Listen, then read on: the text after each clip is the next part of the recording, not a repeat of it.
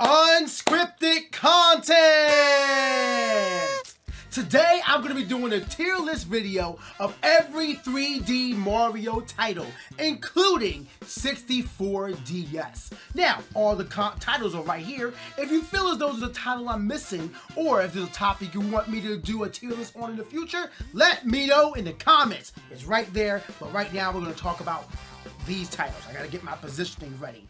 So Super Mario 64 is a title that defined 3D adventure action platforming. You look at a 3D action platformer that came out in that time, and even to today, you can find the groundwork for those games coming from Super Mario 64. Collectathons, it's got it. The 100 coin stars. All the stars you can get in a certain world, the multiple worlds with varying themes, all come from Super Mario 64. Then we talk about the charm of Super Mario 64. The music, the characters, the atmosphere. We all remember the endless staircase. It is a title that, if you were around when it first came out, it defined everything.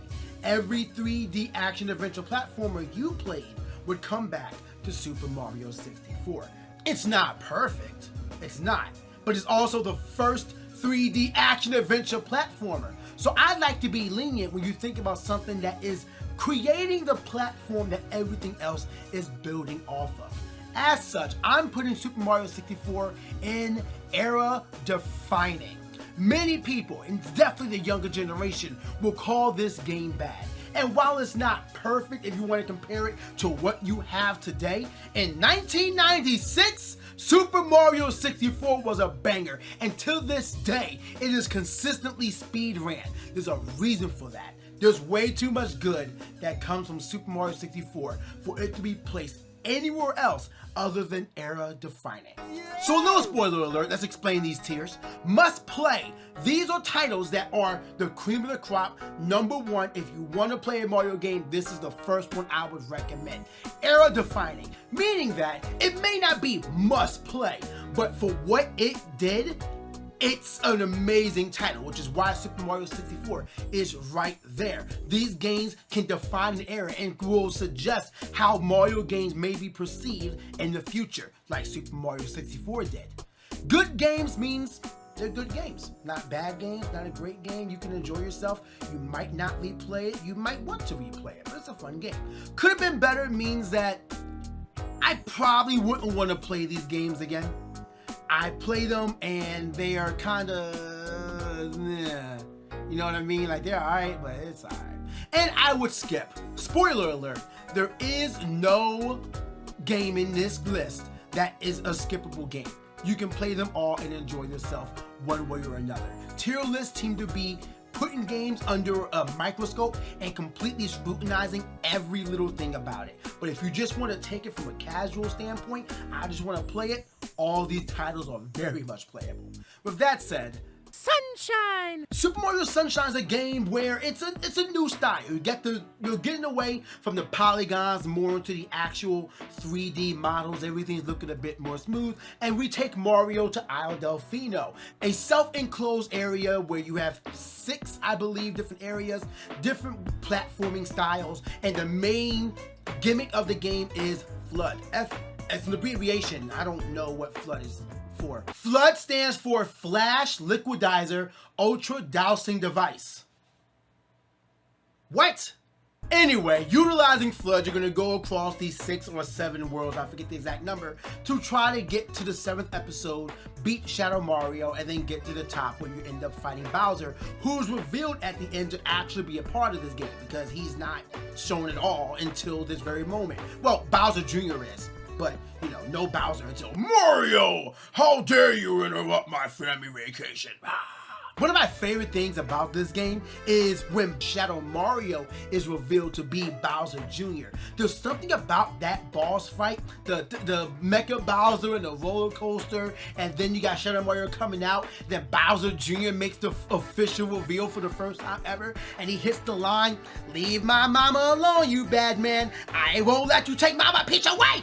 It's such a good line, and it stuck with me. This game has a lot of charm to it. The Piantas are adorable. the Nokis are great. However, like the aisle that this game is on, I think that this game does suffer from a lack of scope. Besides the 7 levels, everything is so small. Like all the levels, you just kind of go there. At least Super Mario 64 had like 15 varying levels with huge scopes or very wide. Look at Rainbow Ride. Look at Tick-Tock Clock. Like those levels get insane. But there's never anything in Super Mario Sunshine. None of the stages are really large. They're really small, really condensed, and they're all the same every time you do a new episode in Super Mario Sunshine. And I think that's where the real lack of that game is. It's that it's missing meat. You can beat that game technically with only 49 stars. You just need to beat episode 7 of every single star, and then you'll get the Shadow Mario, which gets you to Bowser, and that's really all you need to do. And don't even get me started on trying to 100% that game. Those blue coins are hell. 240, is it 240? That's a lot of blue coins you gotta find in Super Mario Sunshine with almost no radar, no way to really tell where they're at. Some of them are easy to find, like the X's and O's and triangles, and some of them you just gotta get lucky and see if they're at. I was not able to 100% that game without a guide. It is hell. It is a painful, painful experience. So I'm gonna put Sunshine under could have been better. I think that the presentation was, while the theme was good, I think that the lack of scope in the overall grand scheme of the game, it's just not there. It's not there for me. It's fine. I don't look forward to playing this game again. Super Mario 64 DS. Do you like Super Mario 64? You're going to love Super Mario 64 DS. Super Mario 64 DS is everything you loved about Super Mario 64, but better. Instead of starting with Mario, you start with Yoshi. Yoshi as a 3D adventure platformer. He can't punch anybody, but he can eat anyone and use them as an egg to throw at the enemies. It's so freaking cool. Every character you can play with Yoshi, Mario, Luigi, and Wario. And besides Mario, all the characters have their own unique skill. Mario is the basic one, 2 stars and everything. He can run, he can jump, he can skip, he can hop. Yoshi cannot hit, so he has no strength to him, but he can lick up most things and use it as an egg to throw at enemies. And he has a scuttle jump. It allows him to go higher in the air than anybody else. You have Luigi. Luigi can naturally jump higher than everybody else. It's insane. He's very slippery. I don't think he's a strong. I think he's a 1-star strength. But he has the scuttle, I don't know what it's called there as well. I think Yoshi's the flutter jump and Luigi's the scuttle jump. But he can go further than anybody else. He just kind of kicks his leg and he stays in the air and can hover further. It's great. Wario is another character who's the biggest, the slowest, cannot jump, but he's strong as heck. Doesn't really do anything in the game, but there are some missions where Wario is required. So but Wario's not really necessary for the game. Doesn't really add much to it. But he's there, and the variety is very cool. We love variety. I like this game because it takes what we already love from Super Mario 64 and just makes it better. Honestly, you get 30 more stars. All the models look great. Unfortunately, the game doesn't play that great. When this game came out on the DS, you had a D-pad. But Super Mario 64 is a game that was designed with a control stick, 360 design. But you don't have that for the DS. Now you can use the touchpad as well, but no. It's an adventure platformer. You do not want to use a touchpad for this. So the lack of a control stick does take away the pure experience from this thing. But if you can play this somehow with a control stick, the game is near perfect. You get the mini games. You get all the mini games for Mario, Luigi, Wario, and Yoshi. I can't say anything bad about this game, even though I just did because the controls suck. Seems to be a thing with Nintendo, where whenever a game is bad, it's because the controls are not that great. Anyway, Super Mario 64 is a must-play. If you're going to be playing Super Mario 64, I would recommend you go with Super Mario 64 if you want the pure experience, how the developers intended it. But if you still want a speedrun, it's tough to beat Super Mario 64. Super Mario Galaxy. Oh my God. I'm not even gonna try to, I'm gonna explain why, but I'm gonna put it in must play. If you played Mario games, you know that when it comes to Super Mario Galaxy, name something bad about Super Mario Galaxy. Is it the music? No. Amazing charm in every single level. Is it the design? No. Again, amazing charm in every single design. The whole, the hub, I forget what the name is, but the hub where all the worlds are coming from, Rosalina's spaceship, John, it's so good.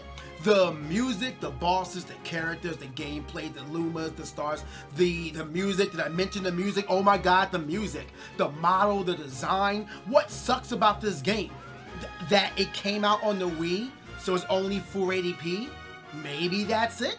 I don't know. This game is a masterpiece. And then when you actually 100% this game, you get all 120 stars. Guess what?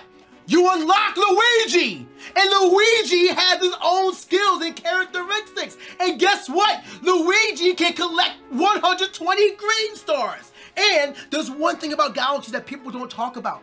This game introduced the Flying Star. It was the black and red Mario. And legit, with the Flying Star, Mario can just fly.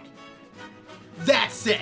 He doesn't have to run. He doesn't have to hold a P-speed. No, as long as he has a star, he gets free flight. He can stop in the air, choose his direction, and then go.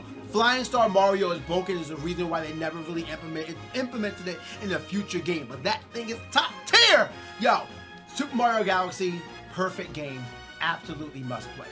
As a matter of fact, let's tier them within the tiers. Mario Galaxy is #1. Super Mario Galaxy 2. This is another game that essentially, I don't know why it was made. It's essentially just Super Mario Galaxy DLC, but Nintendo wasn't equipped to do DLC for real back then, so they just made a whole new game. We got Yoshi this time, and Yoshi plays fantastic in this game. I love the locales. I love how many stages there are. I love the bosses you get to fight in this game. And I love the smaller story. It's not really a story because no Mario game has a real story besides Bowser trying to take over the world and he's doing it with Peach inside. You know how that goes. But otherwise, I like the charm that you get from Super Mario Galaxy 2. But it's essentially just Super Mario Galaxy DLC. Not only that, but my main problem is that a lot of the stages feel very linear. There's a lot of checkpoints in this game. You don't really get a point of, I'm just going to go here and see what happens. You know, the freestyle gameplay that you can get from Super Mario 64, Super Mario Sunshine. It's lost in Super Mario Galaxy 2. A lot of them are linear, and that really takes me out of it, because if I wanted a linear 3D game, I would just play Super Mario World or New Super Mario Bros. Wii. By the way, I will be doing 2D Mario games, so look forward to that. The linearness and the lack of unique experiences from Super Mario Galaxy 2 makes me want to put it in good games. It's not bad, but if you're playing Super Mario Galaxy, you'll probably get the same experience. Yoshi's great, but I don't think Yoshi adds enough to Super Mario Galaxy to make it worth making a whole new game. It is what it is, but yeah, it's alright. It's good. Play it. I don't get why Super Mario 3D Land is kind of the black sheep of 3D Mario games. It's a fun game. Now, it's a unique experience, similar to what I was just saying with Super Mario Galaxy 2. If I wanted to play a 2D Mario game, I would just play a 2D Mario game. But when it comes to Super Mario 3D Land, it kind of did play like a 2D Mario game, except, you know, just a bit more wider. Essentially what Super Mario Galaxy 2 did, but it felt more appropriate for Super Mario Land. Not to mention, it was the return of the Tanuki suit. Who doesn't love the Tanuki suit? There's a lot of things you can do in this game. You get the Tanuki suit, the Super Tanuki suit, you got all the Fire Marios. It's a lot of unique puzzles. The 3D on this game was used extensively well, and a lot of games stopped being used with the 3D in mind for the 3DS later on in the 3DS's life. So 3D Land actually utilizes the 3D to really good success, in my opinion. You get the special stages, which really challenge you. Those levels post-endgame, post-World 8-4, man, those levels really put it on you. And then at the end, spoiler alert, Dry Bowser comes out. Oh my god! It was just a really good game that I would play again. I don't get why people give it crap. I don't know, they drag it, but if people say 3D Land, they're like, me, I'm putting it in a good game. Like, it's not era defining, it's not a must play, but it's a good game. Play 3D Land. Super Mario 3D World. There is a lot of things I can say about this game. I like when Nintendo took the 3D Mario genre with this. It was the closest we got to a 3D adventure platformer that wasn't Land or Galaxy. It wasn't quite what we wanted, but when it came to what 3D World brought to the table, man, it did a lot of things right. We all love Cat Mario. Many people love the double cherries, and playing a game like this with 4 people felt actually good, much better than what New Super Mario Bros. Wii could try to do. It was not that great. The stages, the worlds were so large. Like, this was serious. This was a large piece of game. When you got to the kart level in Super Mario 3D World, man, that music, it was just so good. I have a lot of good memories with this game. The bosses, the giant clown guy, and the giant metal dude. There's a lot of charm to 3D World. I use that word a lot. I guess Nintendo really does know how to charm me, but there's a lot of unique perspectives with this game that really does carry on throughout. You had the princess. You weren't even chasing the princess this time. Like, you were chasing those little pixies. Bowser took the pixies. That way Peach could be a playable character. Speaking of the playable characters, they all have their own unique characteristics. Mario, Luigi, Peach, and Toad. And when you got far enough, for the first time ever, you unlocked Rosalina as a playable character. And speaking of unlocking Rosalina, those special worlds were insane.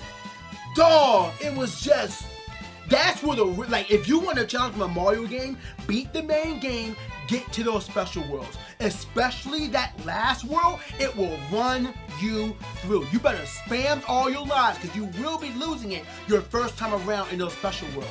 When I first beat Champions Road, oh my, I felt accomplished. I went out of my way to do speed runs of Champions World with every single character and upload them to YouTube. Do a search, Champions Road PKSparkxx. You will find my speed runs with all these characters, and I would do it consistently. There's a lot of great, this game has replayability. This is a must-play game in my opinion. I don't know why people would say, like, oh, it's not that bad, not that good. You can play this by yourself, you can play this with friends. There's a lot of cute games with this that I absolutely love. Super Mario 3D World, top tier. After like 7 years, somewhere around there, we finally got Super Mario Odyssey. And it was the return to form that we were expecting from Super Mario Galaxy. Excitement was everywhere, and Nintendo's promos were real. I even went to the release they had in Philadelphia. I have a picture somewhere, and I'll try to share it if I can. I was even doing my own promo. If y'all remember on Instagram, I was photoshopping myself into scenes with Mario, showing me being excited for this game. Super Mario Odyssey came in with a lot of fervor and excitement, and then the games came out, and it was alright. It was cool. It felt like Super Mario 64 in a good way, which I don't know how you can say that in a bad way. I guess it depends on your era. I think that Super Mario 64 is amazing, but I think that Super Mario Odyssey came in feeling like Super Mario 64. It had its own unique charms, but didn't try too hard to be really breaking the mold. Just try to be a solid Mario game. Cappy is probably the best part about that entire game. Thanks to Cappy, you've never seen movement tech in a Mario game before until you had Cappy. Cappy was that dude. Big fan of Cappy. You get the Cappy dive, you get the Cappy jump, you get the Cappy hold to just have him hovering out there. It was just great. Everything about Cappy makes the movement in Super Mario Odyssey feel so good. You have a lot of varying worlds in this game as well. And the gameplay gets a little exciting too. Like, I love fighting Wedding Bowser with the hat in the head, just kind of boxing him.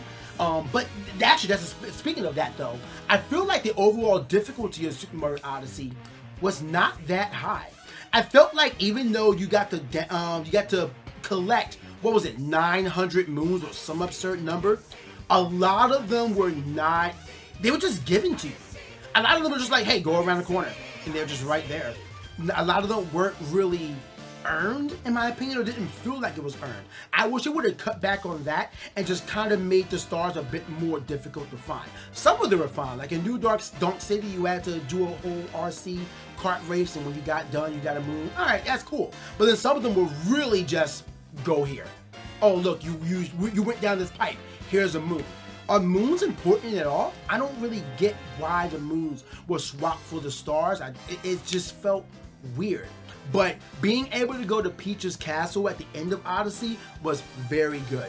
Being able to change Mario's costumes throughout the game was very fun and a great addition to Mario games. Something that I hope they choose to opt to include in Mario games in the future. But with it being an Odyssey, especially since the grandiose word, the keyword Odyssey, is smaller than a galaxy, like you're going around the world, I expected to at least hit more planets, more areas, and I felt like the game was more shallow than what it could or should have been. I explored more varying areas in Super Mario Galaxy and Galaxy 2 than I did from Odyssey. I don't think it's a bad game, but from what I expected from it, I think it could have been better. I think that this game is screaming for DLC, and I hope that it gets it. I don't think it's bad, it's just felt lackluster to me. Showtime. Bowser's Fury. Oh, I can hear the music now. It's so good. I can see the environment. I love that you can see every world that you need to get to right there. I love the presentation of Bowser's Fury. In my opinion, gonna say it right now, Bowser's Fury is an era-defining title, and I hope that future 3D Mario titles follow this formula. This is what I was expecting more from Super Mario Odyssey. Bowser's Fury, you're put down there and you're just like, go. Figure things out. It's not too many things you have to find, but there's a whole world you have to explore. And each world has its own mini puzzles to where it feels like it's level within the world. And you're exploring a lot. You're going high into this area. You have power-ups. A 3D Mario game with actual power-ups that aren't locked behind a timer. Looking at you, Galaxy, with the fire flower and the ice flower. Looking at you, dude. You actually get these items. You get a stored item. You can do the Tanuki. You can get the Cat Bell as well. There are other power Fire Flower. There is something special about Bowser's Fury, and I cannot wait until I can sit down and do a Let's Play of that game on my YouTube channel. But I absolutely want that on my catalog. Bowser's Fury, I think, can change how Mario games are designed in the future. It's so good in music, in scope, in idea, in presentation, not to mention everything with Plessy. Yo, we all love chasing Bowser with Plessy, man. And then this Bowser Fury, Fury Bowser in general. Fury Bowser itself is also just so epic. It's an actual epic boss. The timing, the loom of when you see Bowser's Fury, the Fury Bowser, just spinning in the distance faster and faster until, and you have to deal with him. If you did not get near or were at a power star, you gotta deal with him. It's just,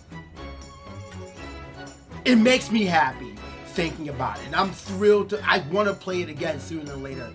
Bowser's Fury, man, yeah. So here's my tier list. What do you think? Let me know your thoughts in the comment section below, and let me know what other topics you want my tier list on. And of course, let me know your criticisms. If you think that the tier list names should be changed from must play, era defining, etc. to something else, I'm open for criticism. Let me know in the comments, and I'll see y'all in the next video.